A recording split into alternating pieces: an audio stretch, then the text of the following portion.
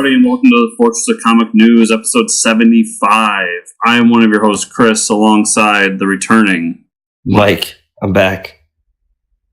Is it 75? I feel like it should have been higher. Wow. No words, and we're 75. It feels way longer than that, I tell you. Yeah. It feels like episode 750. No, I'm just kidding. Hey, it was a great show last week, even though I wasn't in it. Thanks again to the lovely, talented Travis Holyfield for taking over. Yes, did a fantastic job. Who actually knows about stuff.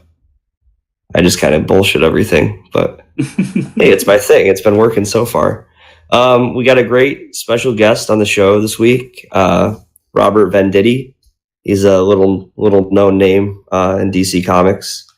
Currently doing Green Lantern, and he's going to be doing a new Hawkman series coming out.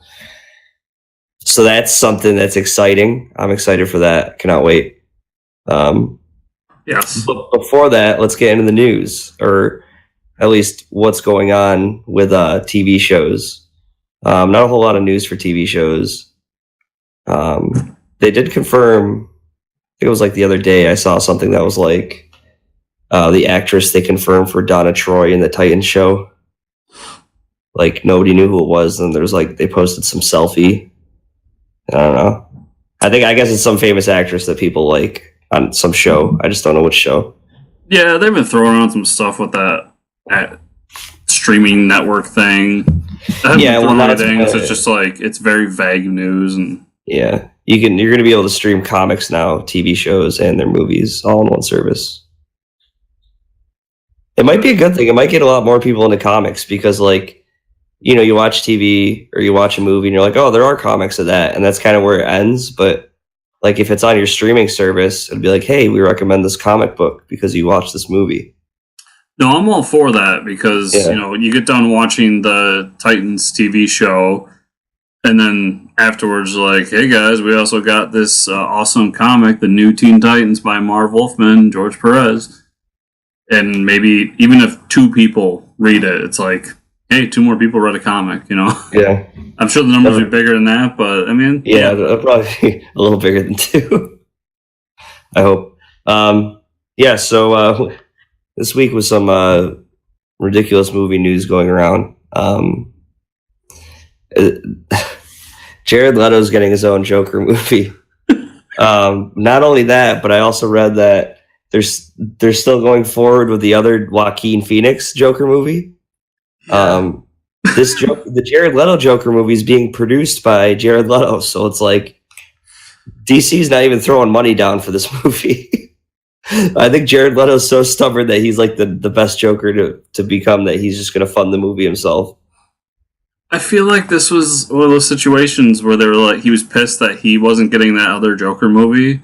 Yeah. And he, you know, threw a hissy fit, and someone at DC was just like, fuck, just give him his own Joker movie. Like, just give him the movie. It can't be worse than Suicide Squad. It's fine. We'll give it $100 budget. It'll be some weird indie flick where they're like in one room. It's just, you know, I'm so torn by this because I like the idea of like an Elseworld story. Yeah. But if you're going to do 2 Joker movies, they need to be spaced apart by years. Yeah. And if they're both being produced and developed at the same time, they're probably going to come out maybe hot, a year. Pile garbage. Well, yeah, that far apart, but also garbage. Listen, I'm a huge DC fan. I'm partly a DC fan of the movies. I mean, I like them. Yeah, they have their flaws. My thing is, I can't listen to what's going on in the DC cinematic universe.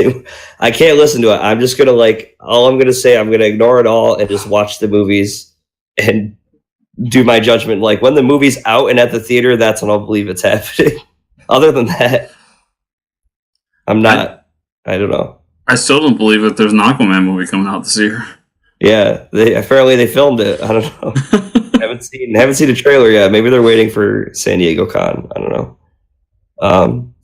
Zack Snyder will kind of swoop in, land, and drop a trailer, and they'll be like, "Oh, we completely forgot about you, and now we love you again." And then they'll crush our dreams. Speaking of that, they got to come out at San Diego Comic-Con and just blow people away.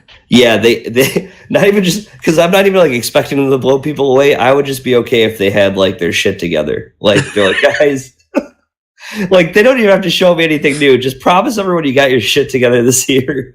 Like, hey, we got a guy. He's writing everything down in order this time. You know,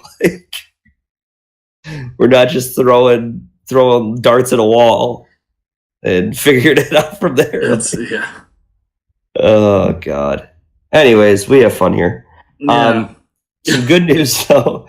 This is for WB for Warner Brothers. So with the bad comes the good. The Lego Movie 2 Part 2 trailer. Yeah, it was awesome. So good. So good. So first of all, we get the definitive Batman in this trailer. Yeah, only Batman. The only Batman confirmed for the DC universe currently is Lego Batman. He has the mantle right now. So, but the movie just looks so good. Like they're definitely taking a riff on this kind of post-apocalyptic thing that everybody's been. Yeah, like the Mad Max style. Yeah, and I don't like it's that, and then there's some sci-fi in there because they go out in space. Like they got the tone down right. I'm so excited. I've loved all 3 of the Lego movies so far. I'm excited for this one. I think I'm gonna watch Ninjago tonight. Dude, I do recommend it. It's not the best of the 3, but it's fun. And like, I am the guy who's just like, those Ninjago TV shows are stupid, and I absolutely love that movie. So yeah, me too. I went and saw a movie this weekend. What are you drinking out of? Is that like some type of pineapple mixed drink? This is so everyone knows it's summer here in upstate New York, so I broke out the pineapple glass. Oh, okay. It looks like a drink you get like while you're like on vacation in Tijuana or something. No, this is my summer cup. Oh, okay. So you know I'm living the beach life. Yeah, you could pretend to be at the beach. It's fine. So I saw a movie this weekend. No, it wasn't Deadpool 2, and no, it wasn't Solo. I'm falling so behind on both those movies. I couldn't decide which one to go to. So I went to the newest movie that opened this weekend, Hereditary, because everybody knows that I'm a huge, huge, huge horror movie fan. Oh, that's the one everyone's raving about right now, right? Yeah, and so I ended up like, I was on a thread on Reddit like a while ago about some good horror movies coming out this year, and it's produced by A24. These are the guys that did The Witch, which is up there with my top 5 right now for horror movies. It came out a couple years ago. This movie, it went to Sundance, and people were saying like this is the scariest thing I've ever seen. Like terrifying. I loved it. I came out of that movie saying it's 10 out of 10 for horror movies for me. The acting is great. It's not like, you know, people, and I heard people walking out of the theater saying they hated it, and it's like, I mean, look at the reviews going on right now, and a lot of people will go in thinking it's like going to be a jump scare movie. It's not a jump scare movie. It's like, it's a horror movie with a good plot, and the whole time you just can feel completely like unnerved, like you just uncomfortable the whole movie, like you're on pins and needles of like there's very uncomfortable parts of the movie. I'm not going to spoil anything for anyone. You need to go into this movie cold. Like watch the trailer once. Don't even watch the trailer. Just go and get spooked. It's great. So now they have The Witch under their belt, which is another fantastic movie, and they have this movie. It's real. All I can say, it's like the movie starts off with like the mother of the family dies, and you start learning like more and more weird shit starts happening to the family after that. And obviously the mom has to have this profession where she makes like mini figurines for like art shows and art galleries. So it's like, what other creepier profession could you have of like making little sculptures of like scenes happening throughout your life? It's like, pretty much. Yeah. So like there's a room filled with other little rooms, and you're like, oh, this is just creepy looking to begin with. Yeah, that's all I'll say. It's 10 out of 10 for me. Easily the best horror movie I've seen this year, and I think it came out this year. It technically came out this year, so or last year. I think it was last. It might have been December. Might have just missed it. Either way, it's really good. Go see it if you like horror. Cool. Yeah, Chris won't go see it, but no, I won't. I actually had trouble sleeping after it, so definitely do not. No, I've got Pokemon to capture, things to do. I can't be stuck worrying about being murdered at night. Into the Spider-Verse 2 trailer. What'd you think about that? I'm kind of like, it's Spider-Man. The animation is interesting, but other than that, it's like, yeah, we'll check it out. So I loved it. I mean, it's Spider-Man, but the idea of it centering around Miles Morales makes me really happy because I love that character. And it seems like they're going to add in, like, you could see the punk Spider-Man, you could see Spider-Gwen, and then of course Peter Parker's in there. I love the style of it. Like, I love the little panels popping up and how it's comic book-like. And it'll be interesting. I mean, it's coming out in a busy time of the year, but I definitely think I'll be making time to watch this. If you haven't seen the trailer, it's fantastic. Yeah, I'm gonna check it out for sure. It looks like a fun film flick. I like the Miles Morales because we've had like four iterations of Peter Parker now. Yeah, on the big screen, so it's nice to have a fresh face or fresh character. And Spider-Gwen's gonna be the next one to get their own movie because everyone's gonna freak out about it because fucking Spider-Gwen. Chris is just upset it's not a Squirrel Girl movie. A, yes, I am. B, I just don't get I mean, it's another one. It's a Deadpool situation. Like, yeah, I don't get it. The story just is so boring, and it's whatever. It is what it is, and people enjoy it. So good on That's how I feel about Jane Eyre, but that won an award or something like that. Yeah, I just kind of want to see characters. I mean, like anyone else, I want to see characters I like their comeuppance, but I really hope that everyone comes out enjoying Miles as much as I do because I think it's a very interesting character and twist on the whole Spider-Man thing. But they're not the ones I like. Do the movies about the ones I like. I mean, yeah. I know it comes off a little whiny, but it's just... No, that's me, though. Like, I've been asking for an Owlman movie for a while, but they always have to just come out with a Batman movie. It's like, what about my needs? I will say this, though. We never talk video games on here, but the Lego Batman video games has turned into DC Villains this year as a new game. Yeah, we talked about it last week. Yeah. Oh, man. Owlman is in it. They confirmed the Crime Syndicate is in it. So that's all I'm saying. We're getting closer to Owlman being on a big screen. I'm telling you, probably third or fourth reboot for the DC Extended Universe. You'll get the Crime Syndicate. Yeah, I'm hoping so. I'm hoping. Third or fourth. Hopefully they'll still be alive. Yeah, so... It's only 2 years away, don't worry. Yeah, exactly. For movies, do we want/need a Kick-Ass movie reboot?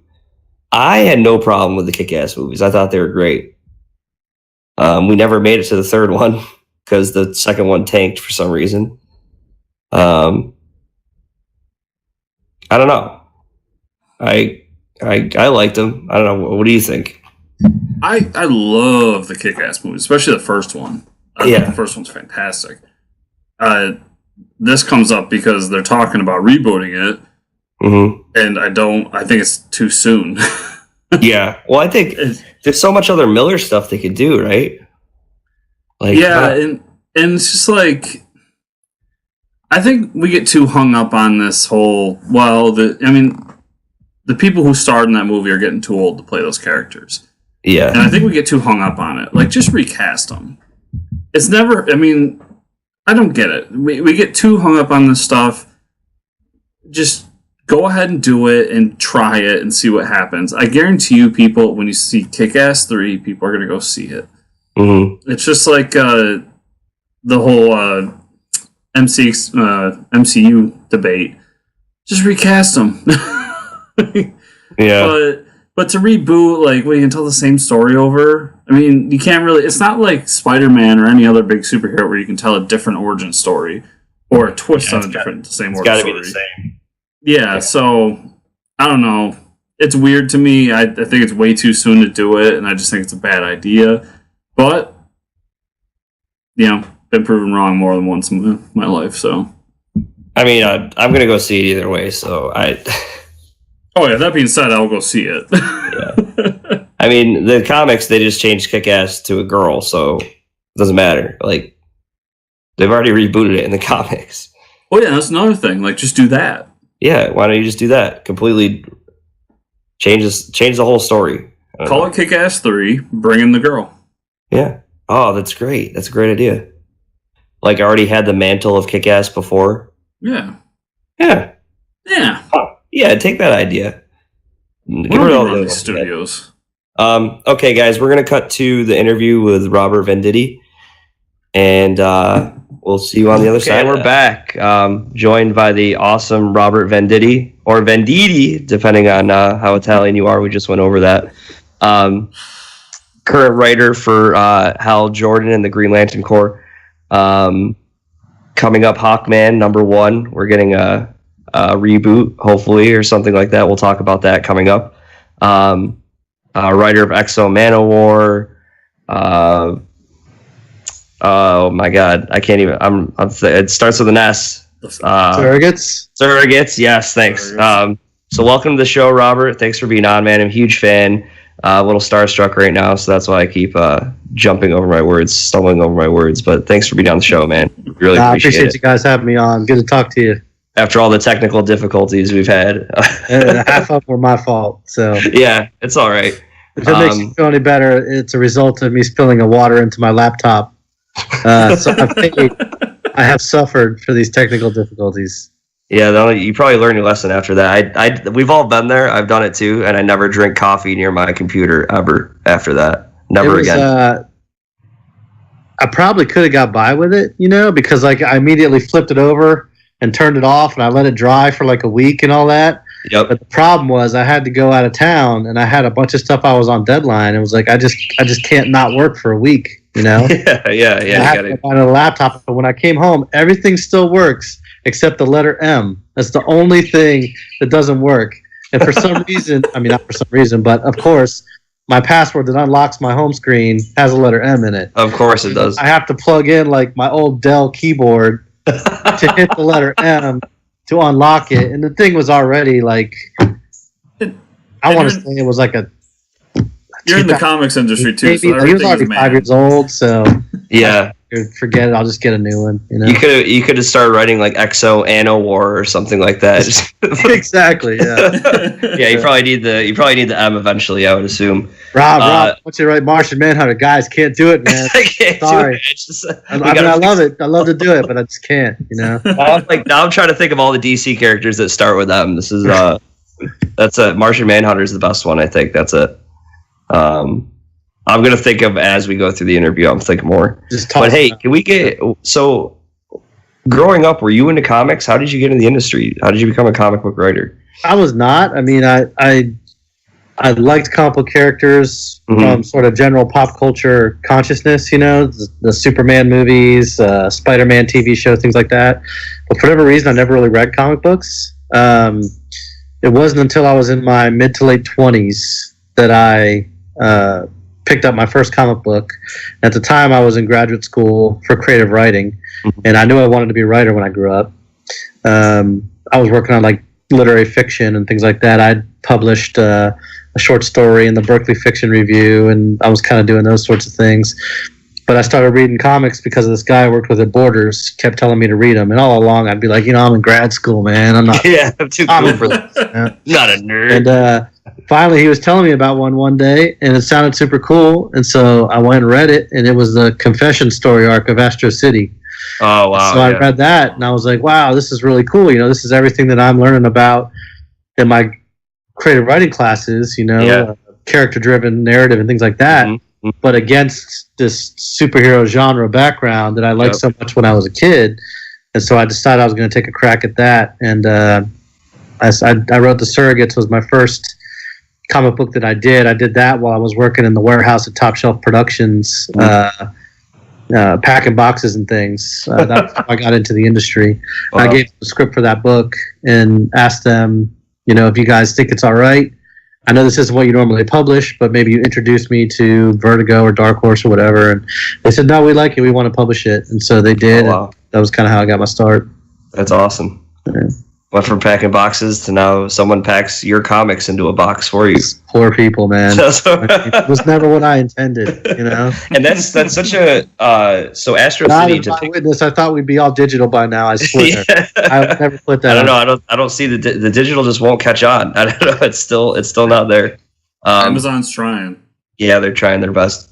But so that's great that you like to get into the genre though, or comic book writing. You picked up Astro City, right? Because that's not, as far as comic books go, that's not your normal superhero book. They always look at the perspective of like the civilian or someone else involved in the story that's not actually wearing a cape.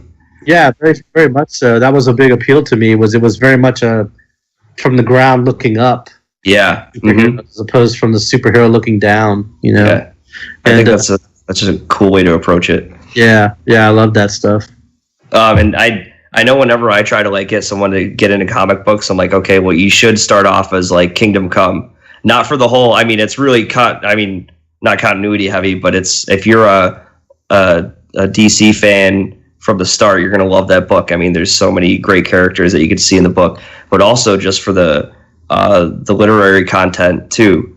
Yeah. The overall story, I think Kingdom Come is just like, that's why. Oh yeah, it's the early ones that I read. Okay, so yeah, I mean, you first get exposed to it with Kurt Busiek's Astro City, and then you got in the industry that way, and then you kind of took over Exo Manowar from there. No, I did Surrogates, and then Surrogates. I mean, I was at the premiere for Surrogates on a Friday or something, and on Monday I was in Top Shelf's warehouse packing boxes again. Oh, wow. I always kept that day job because I didn't ever want to have to take a gig to keep the lights turned on. I got a family and I got to pay bills and all those things, and so I wasn't as prolific as I could have been in those earlier years. But I only did the projects that I wanted to do. So I did another creator-owned graphic novel for Top Shelf called Homeland Directive. I adapted all the Percy Jackson and Olympians novels into comic books for Hyperion. Yep. I did a couple little small things for Marvel, like an issue of Marvel Comics Presents, and I did like an inventory issue of Iron Man that, they mailed to me like 3 years later and was like, hey, we published this. It was like one of those kind of things. Yeah. But Valiant was the first mainstream, monthly serialized thing that I did. And for that, Warren Simons, the editor-in-chief of Valiant, I had visited the Marvel offices years earlier and given copies of Surrogates to some of the editors there, and he'd never read it. But when he was looking for people that he could talk to about writing for Valiant, he was like sort of just going through his bookshelf and being like, who's this guy?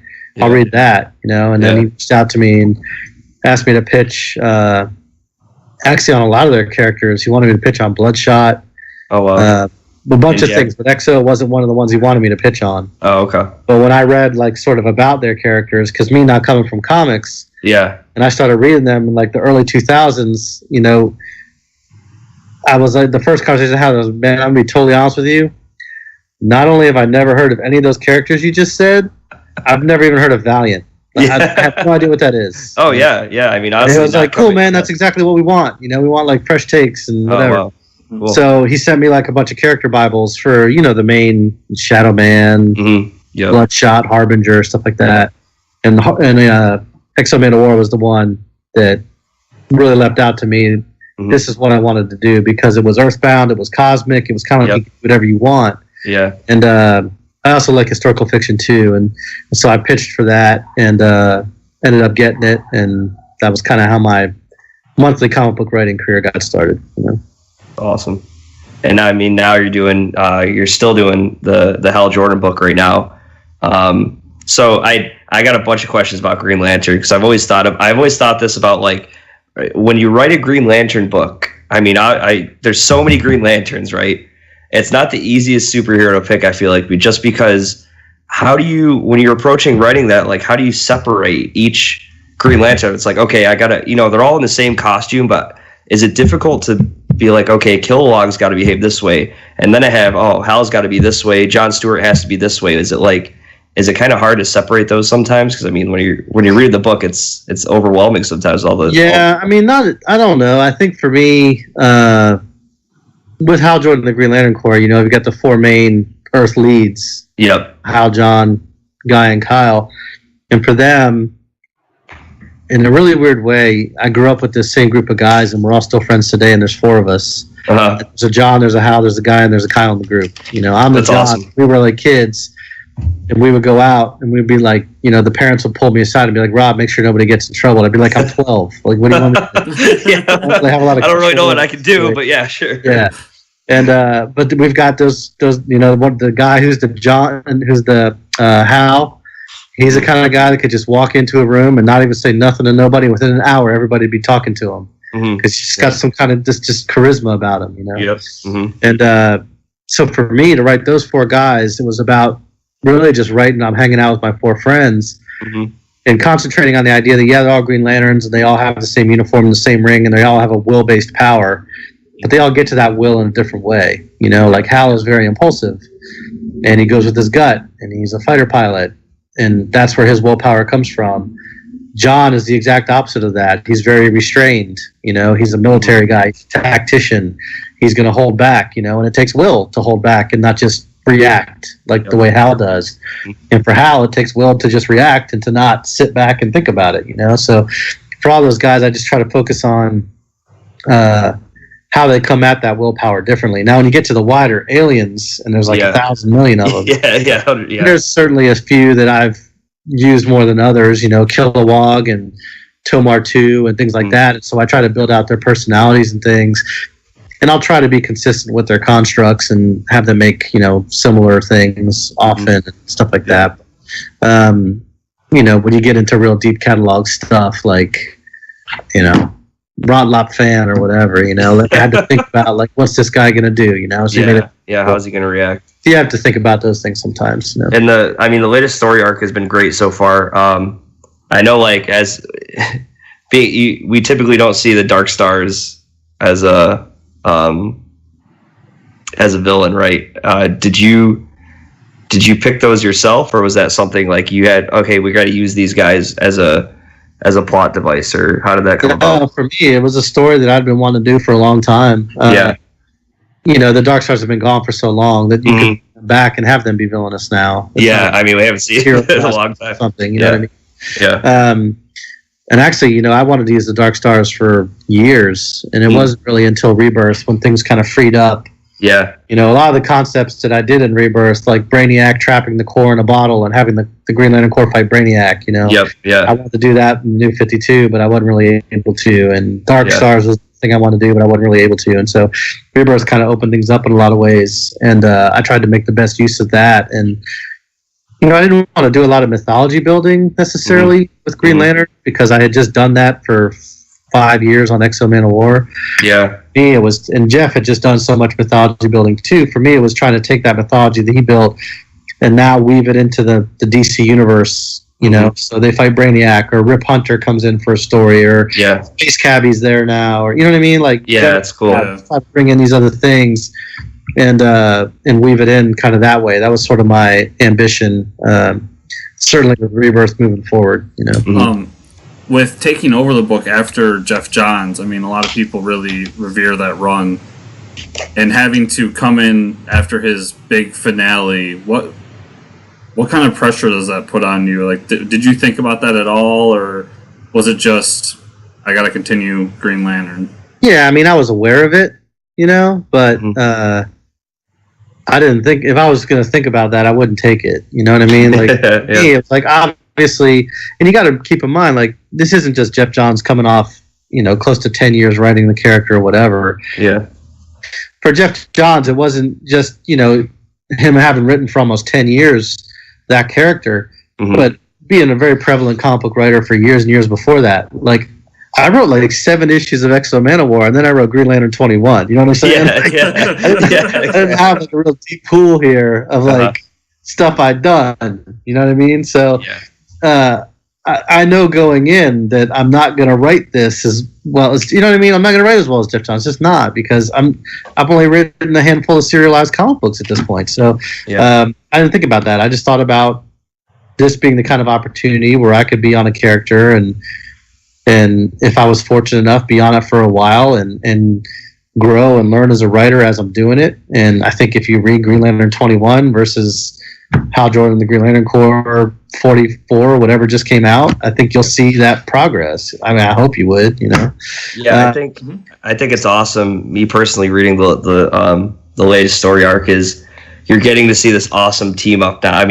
They're forced to go and find help from people that they were fighting in the past, and he goes to Orion, right? He goes to he goes to General Zod. He goes to Zod. That's right. And that was that conversation was awesome, because I mean, you have the two, army guys, right? And they both see the way they fight or way they battle.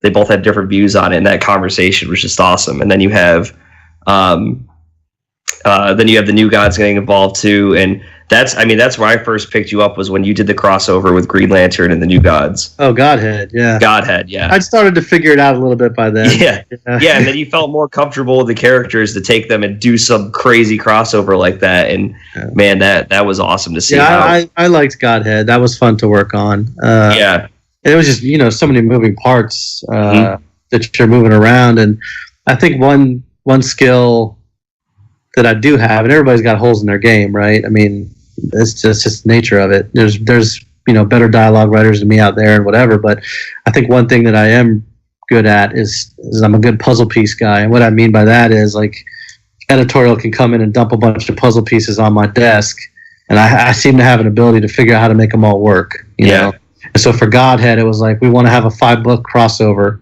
Yep. Wanted to evolve the New Gods, and you have to use the Black Lanterns. And I was like, all right. Sounds good. No problem. And I started just moving stuff around. Yeah. And it was awesome. We work as writers, the guys in the Green Lantern books, we had a retreat, and we talked about a lot of those things too. But in the early stages of it, it was like, what would you do? And I said, well, it always seemed to me, because I didn't read Green Lantern, right? When I never read an issue of Green Lantern in my life until I started researching the character, and now I'm reading it all in one sitting, Yeah. You do it so I was reading it all in one sitting. I keep waiting for Kyle, being the White Lantern, to have some connection to the life equation. Yeah. Waiting for it to happen, because I know about the New Gods and the life equation already, and I'm like, surely this is going to go together. Yeah. And it never happened. And so, I said, okay, Kyle's got the life equation. He got it when he went through the source wall, and now the New Gods want it, and we're going to get Black Hand involved, and he's going to come and raise a bunch of dead stuff off the source wall. And they were like, all right, cool. Let's do it. Let's do it. And it was awesome. I mean, it made for an epic story for me. I was reading Green Lantern at the time, and for me, I was like, I don't think there was anything involving New Gods, and to just like have that be dropped on us. I remember like we would meet up at the comic book shop Sunday once a month to go over the previews book and see what to order. And I was like, order like hundreds of these, like this is all you need on your shelf is like New Gods, Green Lanterns. Like, you don't need anything else. And you can see how much I enjoyed writing those characters, because I've brought them back again in Birth, with Orion and the Fall of the Gods story, and then I'm using Orion again now, and the Dark Stars arc. It's just something cool. I mean, nobody did it like Kirby. You know what I mean? Yeah. There's a few issues in there. In the run, that I'm really super proud of. One of them is 16, which is the Guy Gardner Arkillo fight, when you get all the background on Guy's dad and everything. And the reason why Guy can take such a beating is because no punch hurts him as bad as the ones his dad used to hit him with. And another one is the one with Hal, when the whole issue he just races Light Ray for the whole issue in a construct fighter jet. And as I was writing it, I was like, that's a lot of real estate to take up for a story arc. Yeah. But fuck it, I'm gonna do it. Just gonna want to see how Jordan writes Light Ray and awesome. Catch him in a construct jet. So and that's cool. That's you're doing a lot. It seems like you're doing just the fun stories that you want to do now. And I like the new twist you're putting on stuff like the Hector Hammond wants to be a hero now, right? And we're seeing admires Hal so much, you know. Yeah, he just admires him now. He's like, okay, now I'm gonna be a hero. And that's pretty hilarious when he's like, yeah, I'm gonna be a hero. He's like flying with him in the construct spacesuit. I thought that was awesome. Yeah. So how fun is it for you to figure out constructs for these scenes too? Like, do you have an approach that you do, or is it just like, oh man, I really want to stick with the character, you know what I mean, and try to do what I think they would do. And I'll be honest, after 85 issues, it gets hard to come up with different ones. You know what I mean? Like, it's like a jet plane every time. It's but that's kind of the way Hal is, you know. Yeah, but like exactly, Kyle's a tough one because Kyle's so creative. He would come up with something different every time. Yeah, you know. Guy's the easiest one, you know, and like he's the most fun, you know. Like he makes a construct car just so you can slam a dude's head in the door. You know what I mean? Like, that kind of stuff. Like, you know, he makes a beer bottle so you can crack it over your head. You know, like he's the most fun and the easiest one to do. But yeah, it does get hard to keep coming up with new stuff all the time. You know. Awesome. Then where you're going with the Dark Stars too, almost treating them as like an evil ring bearer, right? Almost like now it's like to me it's almost like a RoboCop of the universe, right? They're like, okay, well, we're just here for the to actually do justice, you know. We're gonna kill the people off rather than, we don't need trials, we don't have time for that, right? It's an ultimatum. They've given up on people's ability to learn and become better, you know. And I don't know, I think that's relatable in some ways. You know? For sure. So I just felt like it would be a nice, a new kind of challenge they haven't faced before. And it's something that I've seeded for a long time with Tomar 2, you know. And to go back to what I was saying about the guy in our Kilo issue, and then also the, you know, the Hal Light Ray issue, which was, you know, his dad is in the cockpit with him and everything like that.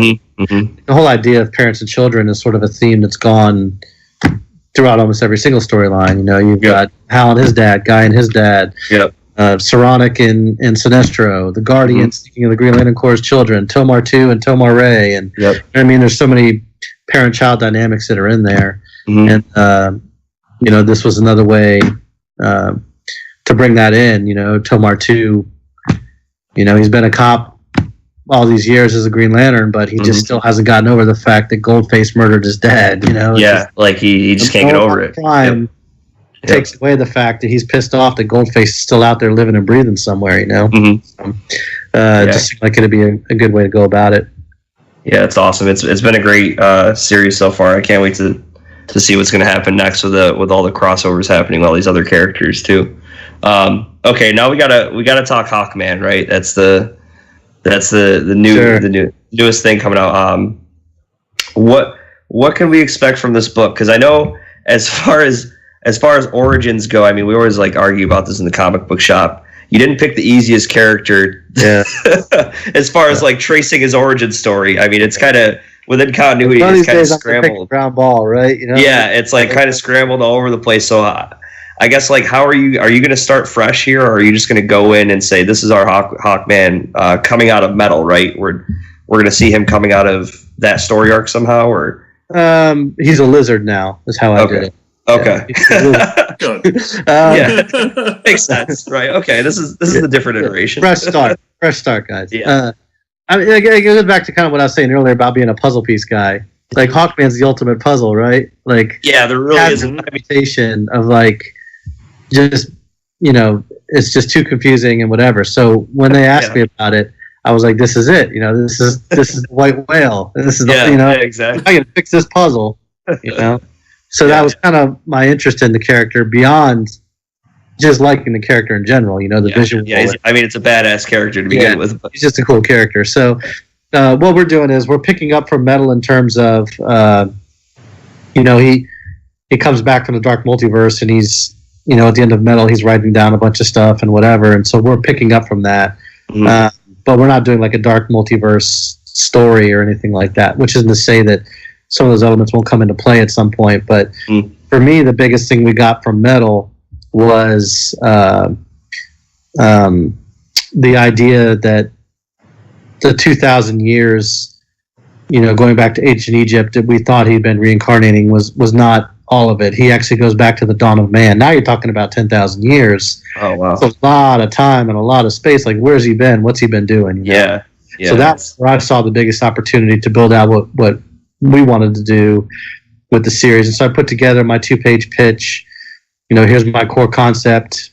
I don't want to use the word fix, but here's how I'm going to incorporate the continuities, and here's how I think I can streamline it and make it something that's easily understandable and things like that. And they went for it. And so then Brian Hitch came on board, and he and I really built a lot of it up from that point. It's awesome. Have you got an issue yet? Like, no, you got advanced copies or anything like that? No, I haven't. No, I wish. We're not on the. I don't know.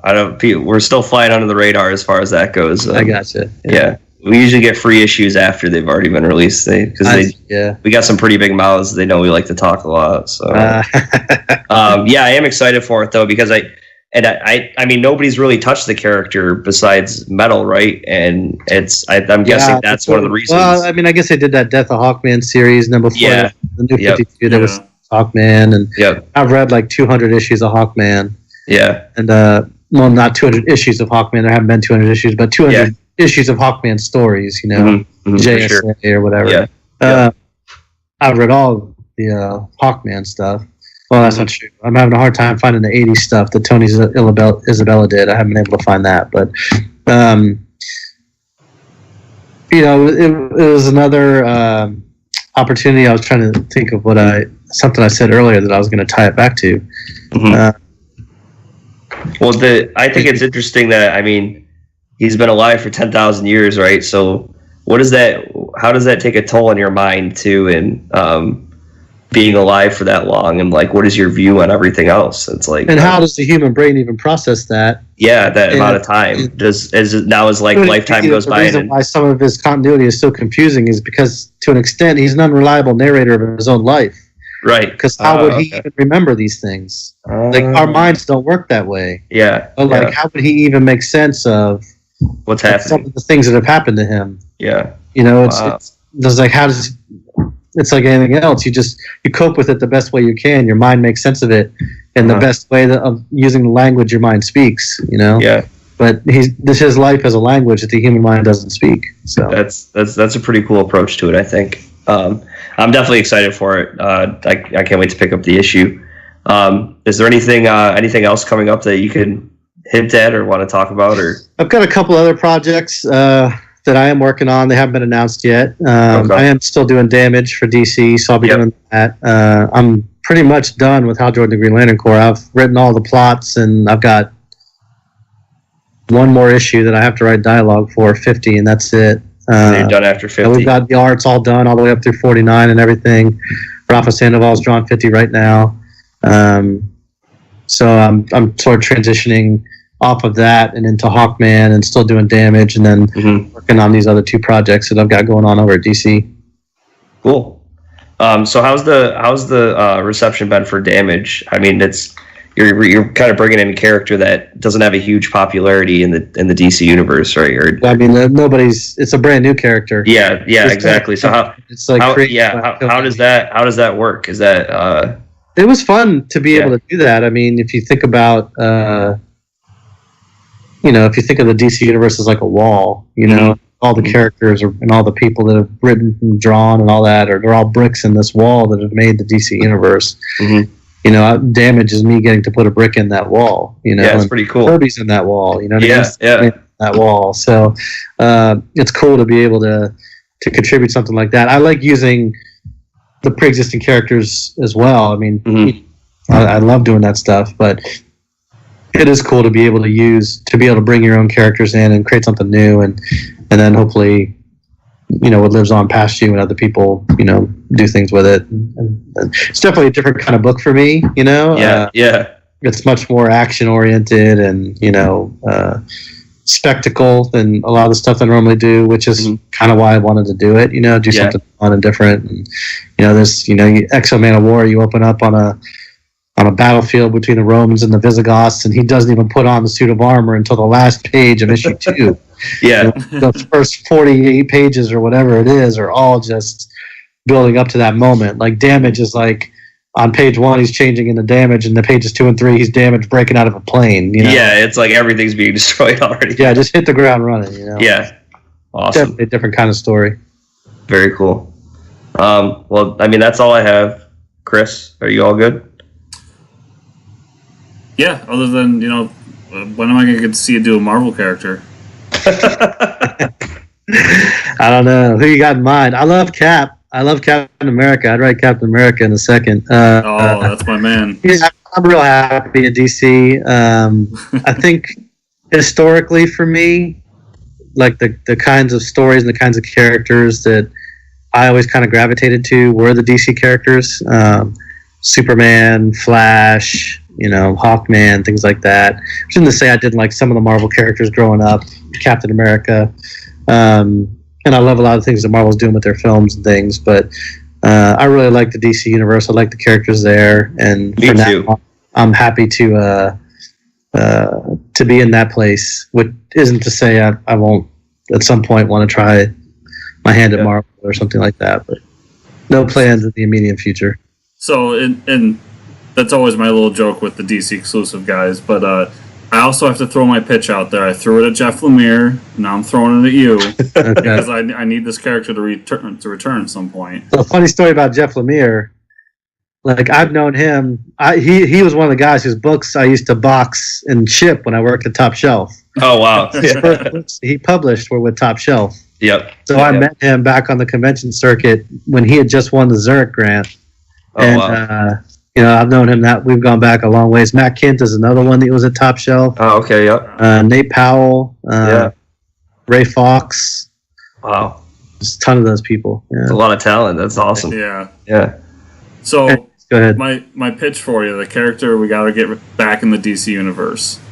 It's from this little book from the 90s called Doom Patrol. I'm sure you've heard of it. Yeah. The villain is Codpiece.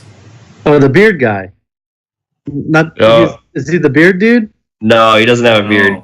No, he wears a helmet. He has an all red suit. He kind of looks like Exo Manowar, except it's all red. And then he has a giant cannon on the codpiece that covers up his junk. Okay. And it has all types of different tools in it. This is a real character. I'm not making shit up, man. I did not think it was creative. So the 90s got a little weird. Yeah. So I'm just saying, at some point, Is this the Grant Morrison run? It's right after the Grant Morrison run, actually. Which is like, you would think that sounds weird, like Grant Morrison. So I think when they were coming into it, they're like, how could we out-weird Grant Morrison? Codpiece. That's how we do it. I don't know. The only thing I'll say to you as a word of warning is it was probably about 5 years ago in a situation very similar to this. I was doing a podcast interview. Mm-hmm. One of the hosts begged me to use Goldface in some way in Green Lantern. I was going to ask you why you used Goldface. And I just killed the shit out of that guy. Yeah, I know. You did. Yeah. All he did was lay in a bed and get fried. That was it. It was awesome. I'm not saying he has to live. I'm just saying the modern day world needs to know about Codpiece. Yeah. And just really quick about Goldface, it's so funny because we used to have a segment on the show before we got to do awesome interviews like this, and we used to do a shitty villain of the week. And we found some old school DC stuff that people don't even want to admit that used to be a villain, but like Hemo Goblin was one of them, pretty bad. But and I remember seeing Goldface too come up in Green Lantern. I'm like, God, this he's so shitty. And then he just vaporized him, and I'm like, okay, that's all I was expecting. I wasn't expecting much of I knew the continuity of him, and I knew that he had killed Tomar Ray and all that. But obviously those comics are way before I was reading comics. Oh yeah. So as I sat down and all right, I'm going to finally use this character now. I'm going to go back and read these issues and see him kill Tomar Ray. I'm thinking it's going to be some 15-page knockdown, drag out. Because this is Tomar Ray. You know what I mean? He's one of the very first guys. It's like a 2-panel choke out, and that's it. That's it. If I was Tomar too, I'd be mad too. Yeah, I'd be so mad. And I was expecting a fight, kind of like you were when he was like, I'm gonna go kill him. Like, oh man, this is gonna be awesome. And then he kind of just gets vaporized. You're like, wow, that guy was pretty shitty. He can't really even defend himself. Hey man, he got what was coming to him. That's awesome. Yeah. I hope the same happens to Codpiece. Maybe one day we can we can hope for it. Oh man, but, you'll hear me screaming. Yeah, awesome, Rob. Thanks for being on the show so much. Best of luck to you with your future endeavors, and I can't wait to read Hawkman. I'm excited for that book too. Yeah, that's it. If our viewers and listeners want to keep in touch with you, see what you're doing, where's the best place to send them? Twitter and Instagram. At Robert Venditti on both of those. I'm pretty active. I don't do Facebook. I never really did. I don't know why. I don't know. For the best. Yeah. And so that's the easiest way to find me, So, awesome. Where are you guys based out of? I'm out of Massachusetts. Upstate New York. He's in upstate New York, yeah. Right. Are you where are you based out of? Atlanta. Oh, okay. Yeah, cool. I'm going to do a couple signings in the Southeast. If you guys have any listeners down there, I'm doing a signing at Dr. No's Comics on the 13th in Atlanta when issue 1 comes out. And then I'll be in Raleigh, Durham, Chapel Hill area doing a signing at all the Ultimate Comic stores on Saturday the 23rd. Awesome. I encourage you to go online and Google the Ultimate Comics TV ad that's airing, where my head flies right at the screen. They did like this crazy ad of like, it's like a British accent. They refer to me as Sir Robert Venditti, and my head comes flying. Oh my god! Yeah. So I encourage you to go look at that. That will live. It's got to be great. It's got to have your face on an ad like that. And they sent it to me, and I was just like, "All right, go, run it." That'll get people to show up for sure. we should change our intro so just creators' heads are flying at the screen as it's. Oh yeah, whoever we're interviewing that day, that's a good idea. We should talk about that. Yeah, it's like today we have Robert Venditti. It's like flying. You know what you could do is you could start your show and like have the oven timer go off. Oh my god! Like a baking pan with like we could. You know what I mean? Yeah. Like, oh, I just baked Robert Venditti. Let's talk to him. I mean, and then it like swirls into some cheesy edit on the show. It's Robert's made me feel really good about showing off my kitchen today because we've had so many technical difficulties that the oven had to make a return. It's been like 50 episodes without the oven. I will say that. I'm glad I was here for it. Yeah, so that was just for you, man. Just brought it back just for you. Now you got to bring back Codpiece. Awesome. Hey, man, thanks for being on the show, Rob. We really appreciate it. Appreciate it, guys. Take care. See ya. Have a good one. And we're back. Wow, we're back. Hey. What a cool dude. Yeah, very, very cool individual. Some cool stuff we talked about, that origin story, that, man, that was awesome. I love doing these out of order because we're faking it really bad. Yeah, I'm trying so hard to fake it. I know. I don't know. He might have not been an awesome dude, but I like to think they're always an awesome dude. What if he just comes on and he's just like, fuck you guys and your stupid podcast. And then he hangs up and be like, he's still an awesome dude. Still one of the best we've had. Oh my god, I want that to happen now. Yeah, I hope so. Well, everybody listening to this has already heard the interview, so they're just like, what the fuck are these two guys doing? Yeah, what are they talking about? A lot of editing happens in the show. You guys just don't know about it. Anyways, let's get to comic book news. Marvel announces as Guardians of the Galaxy. How have we not thought of this before, right? How has this made it? How has this term survived through the 80s and nobody picked up as Guardians of the Galaxy? As Guardians, and then the Guardians of the Galaxy. It's like genius. I want to know. I wish I could be in one of those meetings because I want to know. Did Cullen Bunn just sit there and go, guys, as Guardians of the Galaxy? And they're like, who? What do you mean? What do you want to do as a Guardian of the Galaxy? No, as Guardians. What about Thor? No, as Guardians. No, I don't understand. So basically, anyone that hasn't kept up, Guardians of the Galaxy are no more in the Marvel universe, and so as Guardians are going to take over. And all I know is Destroyer's in it, and Angela, and a few other Asgardians, and I'll buy it because it says Cullen Bunn. Yeah, and hopefully, let's try to get him back on the show, and then we find out what happened with that. Yeah. Well, there was a great interview I listened to with Donnie Cates where he was talking about Venom, and he talked about that moment, and he was just sitting there going like, "Yeah, we're sitting in the retreat," and I told him the whole story for Venom. He has like 17, 20 issues planned out, and he goes, "Yeah, and we get to this point, and then we're gonna bring in another book, and it's gonna be called Venom." And he said. And my good buddy Jason Aaron just looks at me and goes, "Yeah, don't do that." So true. Don't do that. And guess what? We're getting the book. It's happening, apparently. Wow. Yeah, so that's awesome. Vertigo's relaunching 7 new titles, but they're not new titles though. They're new classic titles. Oh, are they? I think so. At least that's what They're relaunching the whole brand, I guess. And there were 7 titles, and only one interested me in any way. I think what's killing Vertigo is they don't have fairy tales anymore.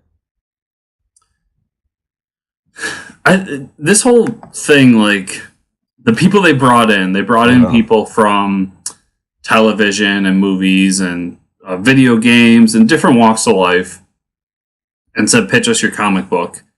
And that's what they're doing. And like I said, there's one that's kind of interesting. It's called Second Coming. And it's like a superheroes, but at the time when Jesus is resurrected. Oh, wow. And it's like, that intrigues me because of how much I enjoy mythology.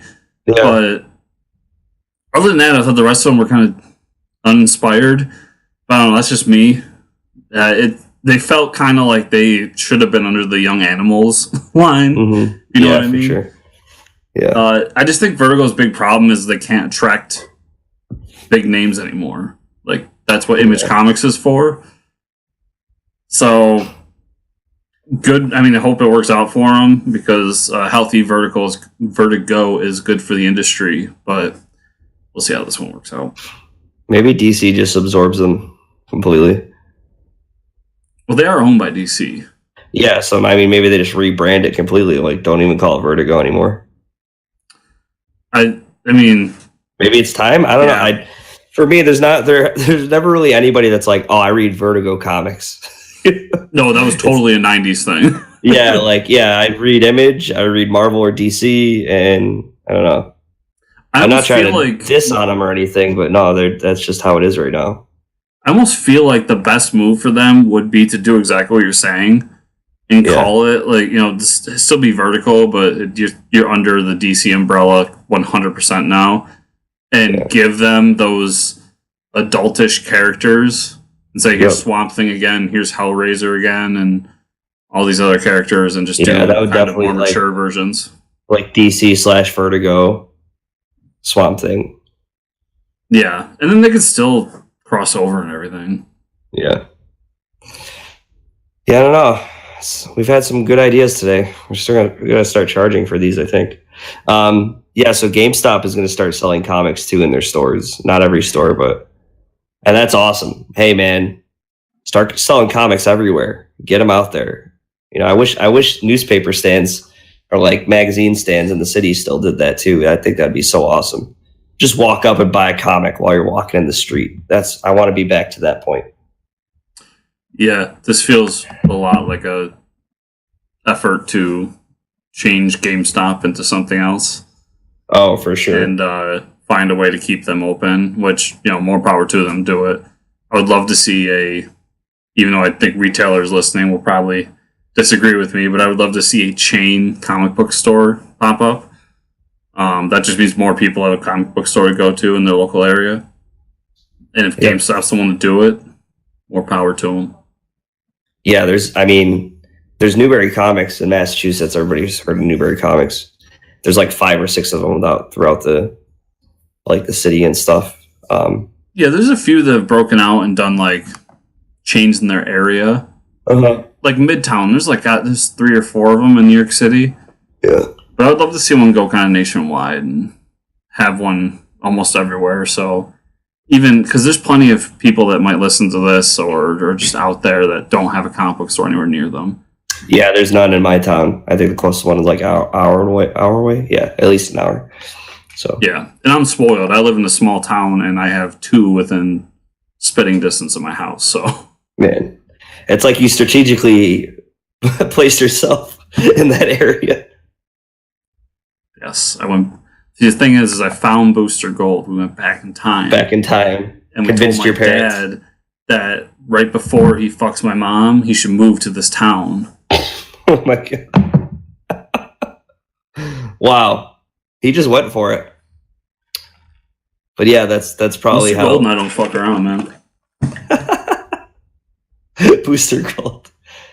Oh man, I really just want a Booster Gold book. Anyways, speaking of books, what'd you read this week? Stuff.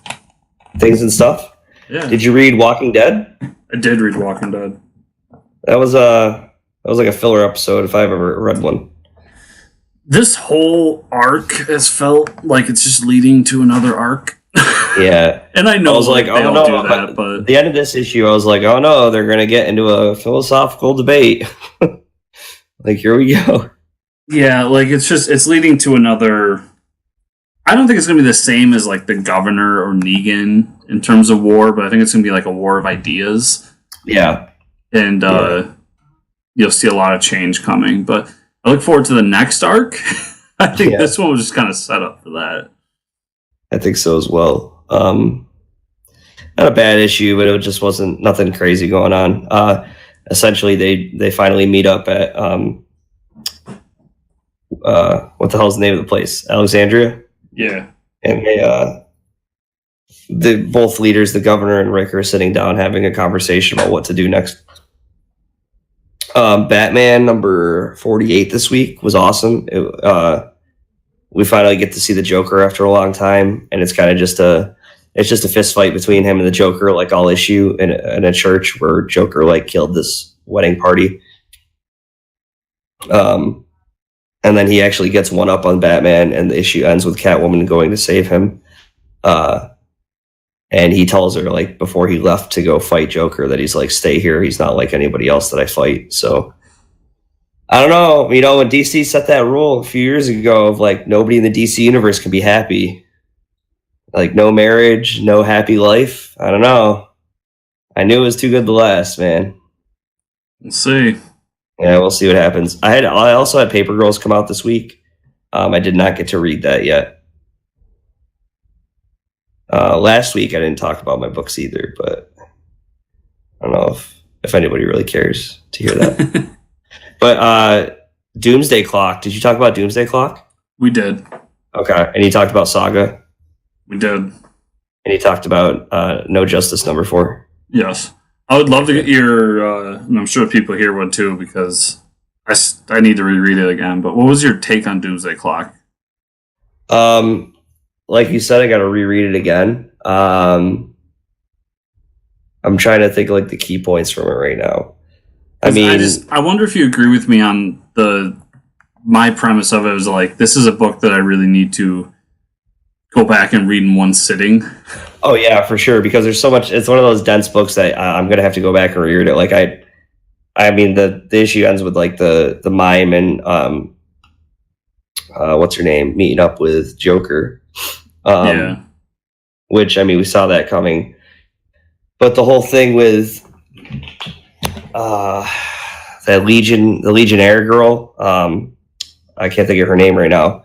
But like she actually puts the flight ring on and stuff, and then she starts talking about things before they're happening. Like she knows the future, right?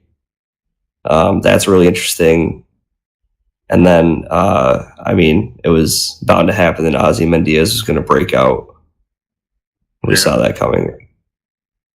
Yeah, but it's something. It's gonna be like the Watchmen, because even the Watchmen are like this. The single issues. I mean, you got to read them all together. It's the overall story arc is like what's really important. Yeah, I feel like it's I've been thinking about it since last week because I thought I did a really bad job of explaining how I felt. And it feels like there's really great moments, and I'm not putting the pieces together in between. Yeah, because it's just it's just a book that really needs to be read as a graphic novel. I love that the comedian's back, though. I love seeing his character. Yeah. It's awesome. He's badass.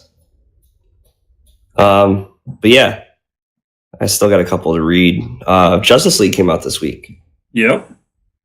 It's called... that's not the title, though. It's called... is it just Justice? Yeah, it's Justice League. Justice League, yeah. Okay, so Justice League #1, Scott Snyder's writing it. Fantastic story, I think, so far. Yeah. We got to see the Legion of Doom. Right? They're back and fully formed. Yeah, Legion of Doom was back. The whole thing with Martian Manhunter and the mind room he creates. Yeah, that's awesome. He's got like a mobile Hall of Justice that he creates with his mind. Yeah, and then they bring back the Hall of Justice too. Yeah. Yeah, there was a lot of cool stuff there. Yeah, there's a lot of like Easter eggs and stuff, and then the whole story arc of like, what do you think is coming? I got no clue, but I can't wait to find out. I don't know. Well, Darkseid is going to be on one of the Justice League teams, so... Oh, that's right, yeah. So I don't know, but I thought he set up everything really well. Like, showed the cast, showed the place and where everyone is, and put little seeds to see what the future can bring, and has me hooked. So, and then Jim Chung's art is fantastic. Yeah, Chung's art is so good. Yeah, I can't wait to see. I'm like excited to read the Justice League again. So it worked. It got me excited for that. That's for sure. I've been needing the Justice League in my life. So first time I'm excited for Justice League book in a long time. Yeah, that's all I got. What about you? Well, I also got Man of Steel #2, and not a lot happens in this, other than we get to see Toyman, which was pretty fantastic, and we find out that something's going on between Clark and Lois has been missing, and we don't really know what, and it's a big secret that everybody's trying to figure out, and also that the planet is kind of going under. Oh. Somebody bought them out, and they're not sure how much longer they're going to be open, and then our Kryptonian killer has found out that Superman lives and is heading towards Earth, so it was an issue to get us from one place to another, basically. Mm-hmm. And we got to see a cool Toyman sequence. Oh, what? Toyman? Yeah, Toyman. Like legit Toyman, too, not the new 52 Toyman. Oh, okay. Like serious Toyman. Yeah, like some real Toyman. Infinity Countdown #4. Mm-hmm. Fantastic issue. So we left off with Silver Surfer going to Galactus, who is now Galactus the Lifebringer, and tells him that he has to basically devour the planet that Ultron is living on to stop him. And most of the issue centers around that, with Adam Warlock fighting Ultron, and then Galactus eventually coming and destroying the planet. And then we find out that the way Silver Surfer got him to do that was by promising him he would be the Herald of Galactus again. So I'm super excited to see what that brings. Yeah. And then in the background, the Guardians are delivering the Power Stone to the Novas, and then decide that they can't trust them. And in that time, the Collector and his brother, along with Cosmo, are trying to figure out why they were sold a Power Stone that doesn't work at the same time that the Guardians got a Power Stone. And it's basically backlash from Secret Wars, where when all the multiverse was readjusted and redistributed, each universe got a Power Stone hidden from them. And this was a Power Stone from a different universe. So a lot of super, super nerdy Infinity stuff in this, and it's awesome. Oh, yeah. And then my last book, everybody's been waiting. Deadpool, #1. Oh, man, he did it. Scotty Young has done the impossible. Uh-oh. I really like this book. I really like it. Holy crap! Everybody hear that? Deadpool #1. You read it? It's the story of him kind of reforming his Merc group and taking on clients, and they do a good job of mixing in humor with just the all-out action, and how he kind of runs his mercenary business.